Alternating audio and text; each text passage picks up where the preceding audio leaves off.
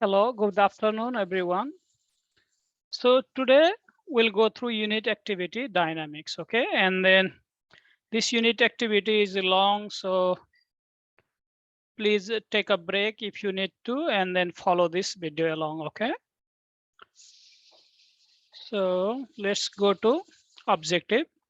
So in this activity, our goal is to perform hands-on investigation in which you will use digital video analysis to take measurements, make observation, and analyze the results. And then you have to communicate your results in written form as well. So whenever you go through the unit activity in task 1, you will see the definition of dynamic model, that is friction on ice. So make sure to go through it. So I'll skip that part. Now let's go to how can we build dynamic model, okay? Your first task is to open this tracker experiment. You can see, start your activity by opening this tracker experiment. Click on here, and then another screen will pop up, and you will follow this process, okay, to build your own model. So from the top menu bar, select the point mass model man, okay, from here, and then we'll go through it, okay, no need to worry. And after that, open the model builder, okay, open the model builder, and then after that, you have to uh, type certain parameters and initial value as long as force function, okay? And then once you complete those parameters, then your model will be built. So let's go to that part, okay? Okay, and then here are the information, okay? Here are the information that you need to plug in on that model builder, okay? Mass parameter, that is coefficient of kinetic friction, time, initial value of horizontal velocity, and then force function, that is a kinetic frictional force, okay? Let me minimize this. Now let's go to our tracker experiment. So you can see here, tracker, I slide to, and then you see mass of a man is 86 kilogram. When I play this, okay, let's do one thing. At first, I want to reset everything, okay? Now let me click on play button. So you can see, okay, and now you can see that the person is sliding on the ice. So now we have to build a model. So at first you will click on here and click on model man from this pull down menu. After that, you will click on, from model man, you will click on model builder. So now you can see here, you have to add certain parameters here. Okay. You do, mass is already given here, but we don't have coefficient of kinetic friction. Okay, so we need those information. So what was the mass? See, mass of man is 86 kilogram.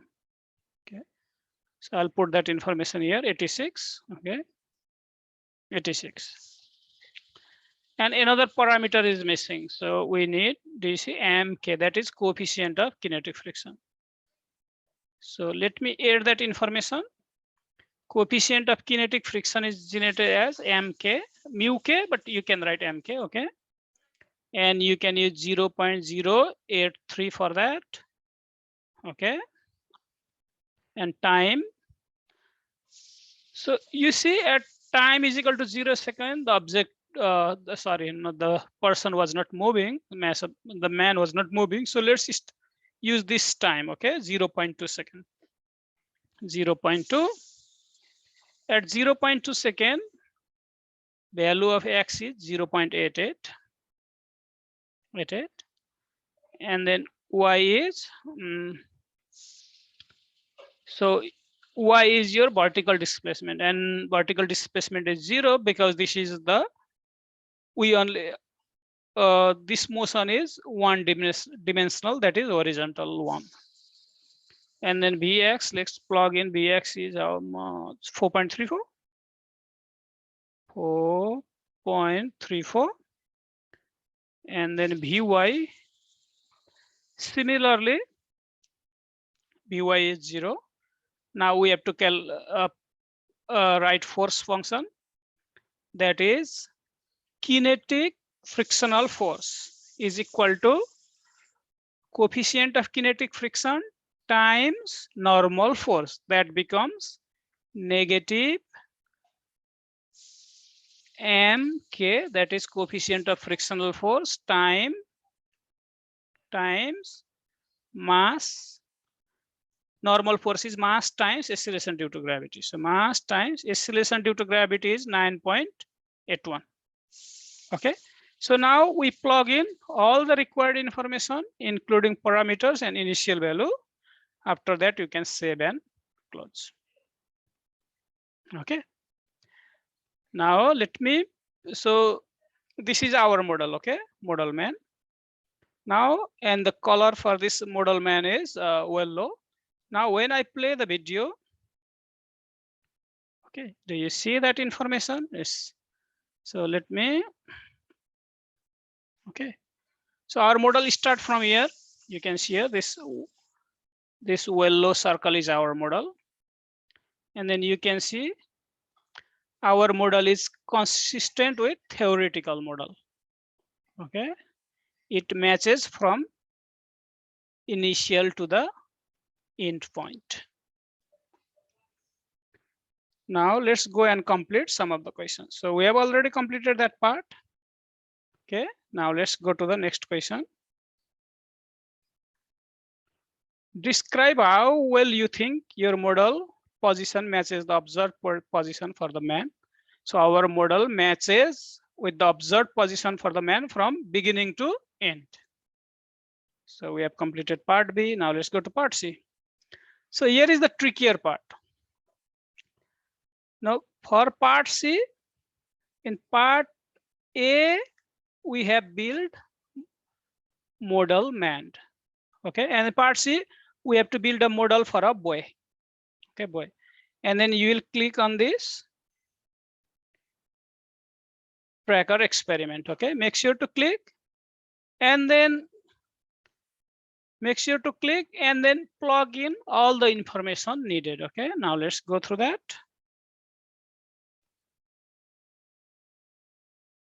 And now this one, okay, this is the tracker experiment for mass of boy, that is 35, and then the boy is 35 kilogram. Now again, we'll repeat the same process. Okay, we'll repeat the same process. Model boy, model builder. Well, I'll do quickly. Okay, this time mass is 35 kilogram. This parameter is mk, same 0.083, because the coefficient of friction will be same. Time is 0, and then time is 0.2 second. We'll use that part. X is 0.955. And then similarly plug in your y value is 0, b of x is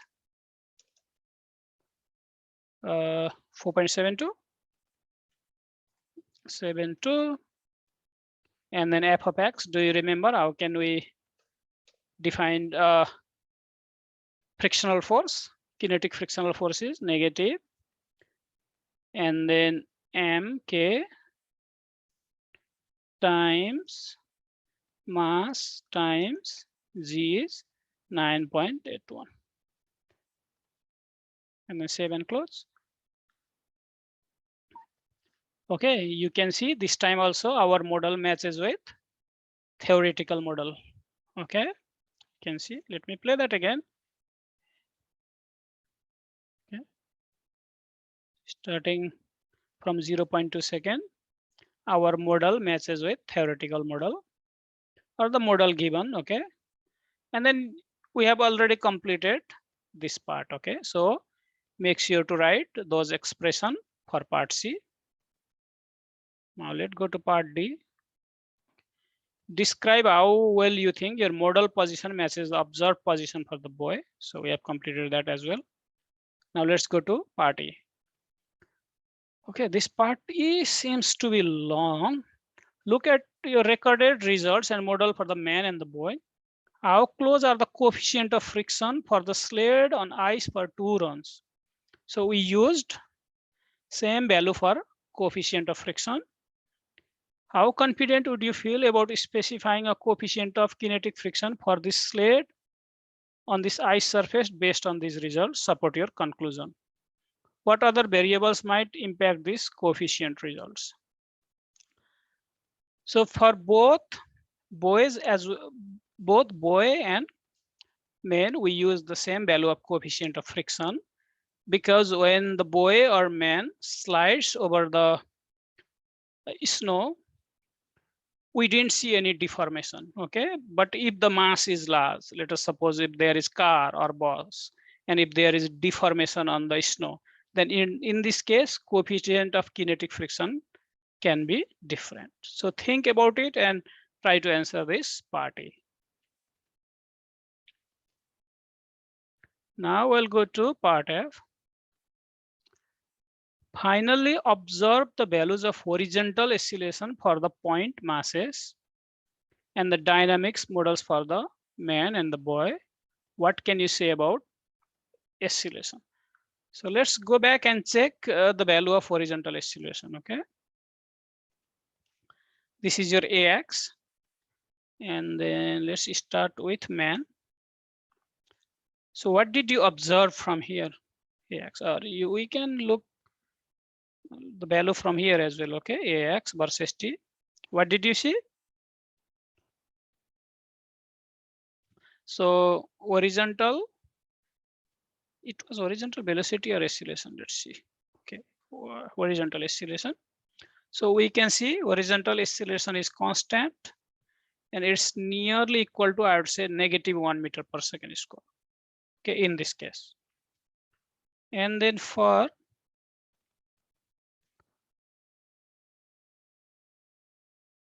boy,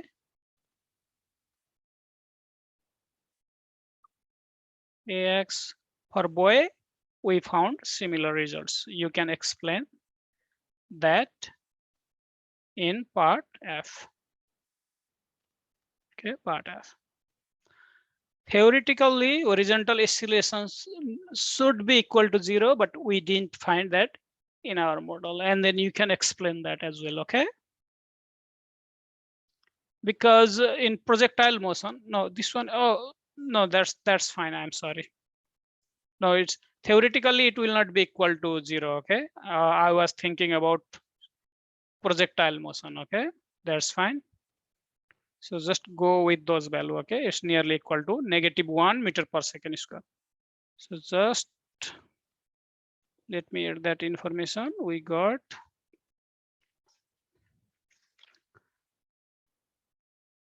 AX is nearly equal to -1 meter per second square. That is the horizontal oscillation in both of the model, man as well as boy. Okay, now let's go to task 2. Okay, we have just started task 2. In task 2, we'll build a dynamic model based on snowboard jump. Okay, and then we'll try to build 2-dimensional model this time. Okay, last time we were just building 1-dimensional model. Okay, this time we are trying to build 2-dimensional model. So let's start with part A. In the ice slide situation, friction was the primary force acting on the disc slider. For a snowboard jumper in the air, what force or forces will be the most important for modeling the motion? So for projectile motion, when the object is in air, what are the forces that act on that object, person? What do you think? So the force that acts primarily on that object or person would be gravitational force. Okay, and but write in your own words, okay, gravitational force, and explain it as well. But there is frictional force as well, okay, due to air. And that frictional force always act upward, and gravitational force always act downward, and frictional force is upward. Frictional force or drag force is upward, but it's negligible, okay, negligible. And whenever we talked about projectile motion, most of the time we neglect frictional force. So now let's go to, let me clear all drawings. We go to part B. Now in part B, you will open the tracker experiment, that is snowboard jump dynamics. So let's open that, and then make sure to read all those information, okay? It's long, I'll not read it, you can go through it. So now let's continue part B. So on part B, we have to fill out this table, okay? And then we have to build our own model like we did before, okay? So now when you click here, another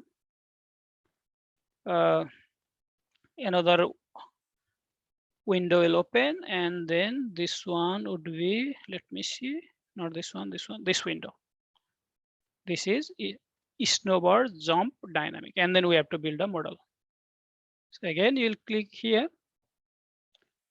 Let's see, yeah, model builder. Let me play that. And you see, we did similar type of experiment in our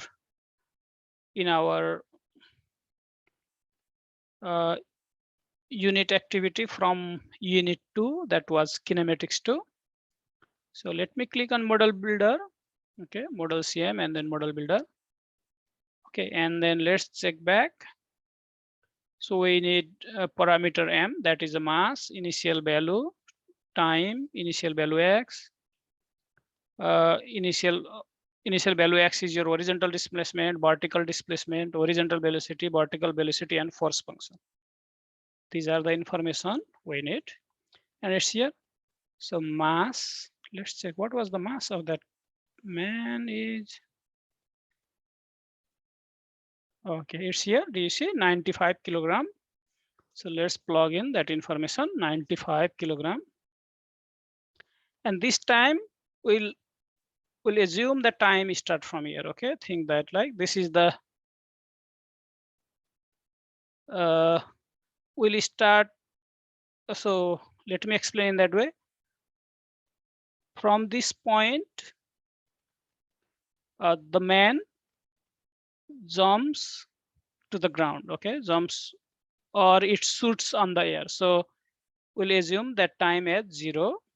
Okay, and then let's fill out those information. You can see here X and Y values are nearly equal to 0. So you can write those values as 0, 0. That's fine. Okay.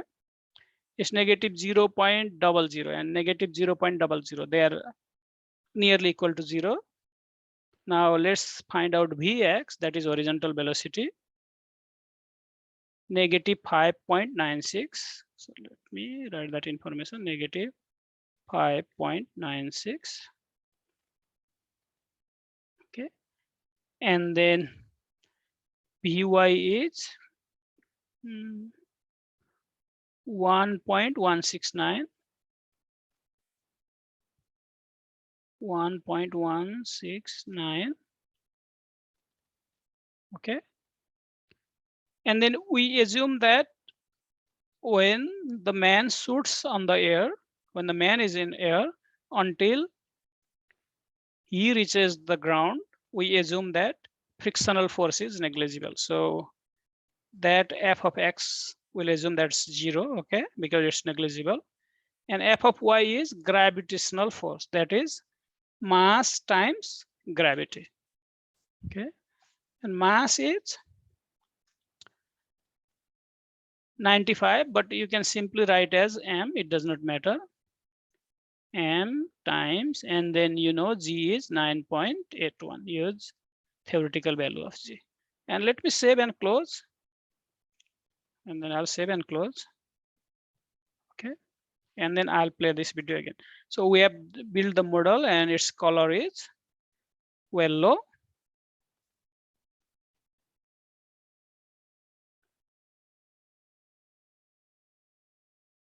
And this is our model, you see.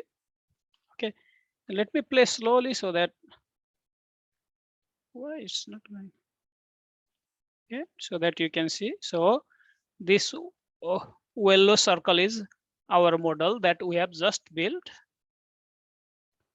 and then it follows along. You can see it follows along throughout the projectile motion. Okay, and then you can put those information. So we have already gone through it. Okay, and then let's go to the next slide. How close did the theoretical no drag model come to actual motion? So it matches up throughout the projectile motion. You can explain in that way on part C. Okay, part C. Now let's go to part D. Describe any changes you made to the velocity recorded for the time t is equal to 0. Justify those changes as a reasonable or not based on a unreasonable measurement variation. So we didn't make any changes. So you can write that information. Okay.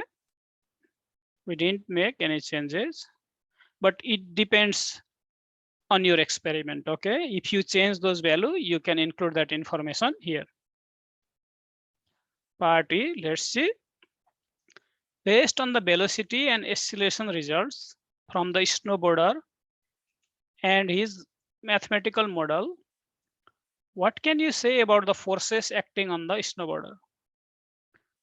So now let's check. So let me define force at first. Okay. So according to Newton's second law of motion, net force is equal to mass times acceleration. So in this case, I'll simply write f of x, that is horizontal component of force is mass times ax, that is horizontal component of acceleration, and fy is mass times ay, that is acceleration due to gravity as well in our case. So let's check those two information. Okay, ax and ay.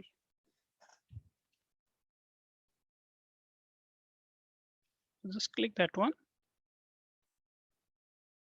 Okay, ax you can see here, and then we have to use the information from 0 second. Okay, so at 0 second it's around 0.889. You can see here the values are close to 0. Do you see that information? And then we can check from here as well. Okay, so this is our model bx. Okay, you can see here, not bx, sorry. Yeah, we can check from bx as well. So bx versus t graph is horizontal. That means acceleration should be nearly equal to 0. Slope of horizontal graph is 0, and then slope of bx versus t graph is acceleration, that is horizontal acceleration, and you can see from here it's nearly equal to 0. Now let's check ax. No, so why I could not find ax? Okay, let's leave it. Let's check ay. Okay, and ay, and we can check from ay is nearly equal to, did you see, negative 10 meter per second square, or 9.81 meter per second square. We can see bx from here. How about ax? And then ax. Okay, so it's nearly equal to 0. So now let's answer this question. So we found that horizontal acceleration is nearly equal to 0 for the projectile motion, so that we will, so the snowboarder will not have any horizontal force. You can explain that way, and then snowboarder will feel constant gravitational force that is also equal to mass times mass of the snowboarder times acceleration due to gravity. So if you want to calculate, you can calculate. That is negative 95 times AY is negative 9.81. That is theoretical value. And that would be, not this one is, we already took negative sign here. So that value would be in Newton. And this value is constant, you see, and this is nearly equal to 0. So you can explain that information here. Now let me clear my drawing and let's go to another question. Okay, now we'll start task 3. Okay, from task 3, all the questions are related to your understanding, and then you can also do online research, okay, to find the answer, but make sure to use authentic resources to find your answer. Okay, the resources, if you are using website, make sure to use the website that has edu or .gov at the end, or any other authentic websites. Okay, don't use Wikipedia or other websites that are not legit. Now let me clear drawing. Now I'll give you some times to read this applying Newton's law to sport. Okay, let me check my information as well. Okay, first question is, the skateboarder pushes the skateboard into motion by applying a backward force on the road. So, and you can think about which Newton's law of motion acts on this case. Okay, and then you can see here there is action and reaction in this case. So think about Newton's third law of motion. Okay, I'll just give you hint. Okay, Newton's third law, but you have to elaborate your response. How Newton's third law of motion can be used in this situation. Okay, and write maybe 3-4 sentences. Okay, task 3. And you can write the definition of Newton's third law of motion in the beginning and explain how you can relate this situation with Newton's third law of motion. Yeah, I think I have to clear all drawings. The moment the skateboard start moving. Okay, I'll give you some time to think about it. Is it Newton first, second, or third law? Let me give you a hint. This time we can use Newton's second law of motion. You can describe Newton's second law of motion, that is net force is equal to mass times acceleration, and make sure to describe this part B based on Newton's second law of motion.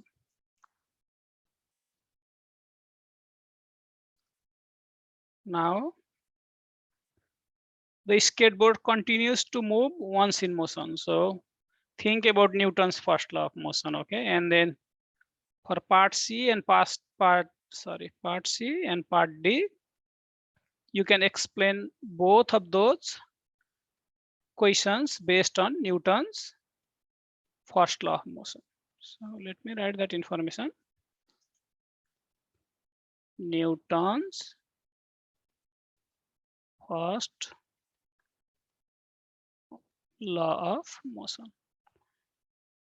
At first, describe Newton's first law. Okay, and then after that, you have to relate Newton's first law to describe the skateboard continues to move once in motion. Okay, you have to relate it. Similarly, for part D, you can use Newton's first law of motion to describe this situation. Okay, describe your Newton's first law and try to relate with these questions. So this is all about task 3. Okay, and then in task 3, we didn't have to build any model. You need to answer all those questions based on your knowledge or online research. And then let me clear all my drawing. Okay, and then, okay, now let's go to task 4. Okay. And then in task 4, we have to identify the action and reaction forces. I'll give you some time to read the slide. Let me make it big as well, okay? So we do have different scenario, and then based on Newton's third law of motion, we have to describe what is action and what is reaction on different scenarios. And then let me, okay.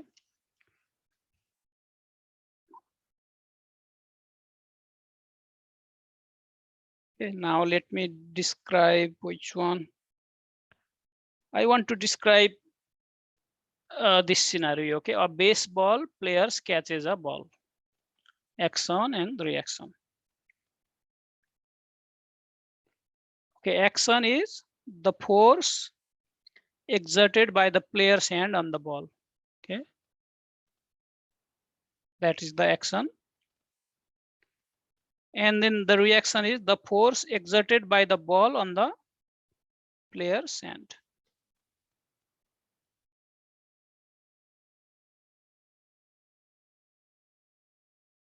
So this one is a little bit confusing. Okay, so this part is force exerted by the player's hand. Okay, players and on the ball. And another part is by the ball on the end. Okay, force exerted by the ball. So those information are same. By the ball, ball on the player's hand. Okay, player's hand. So this part is action and this part is reaction. Let's check another one. A car moving on the road. So the force exerted by car tires. Car's tires on the road, that is the action. Force, make sure to write in that way, okay? Force exerted by car's tires on the road. And the reaction is force exerted by road on the tire. It's opposite, okay? So let me make a car here. Suppose this is a car and this is a road.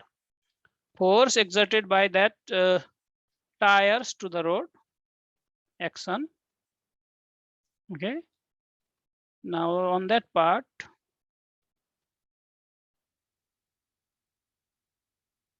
this is a road. Force exerted by this road to the tire on this direction. This is your reaction. Action, reaction. And then make sure to complete all those scenarios. Okay, I have just described 2 of those scenarios. You have to complete all of the scenario based on your knowledge. And then after that, make sure to save. So this unit activity is long. So maybe you cannot complete at once. So make sure to save your work before you leave. Okay. So, and then at the end, make sure to save and submit for score. Okay, I want to thank you all for watching this video. If you have any questions, please contact me.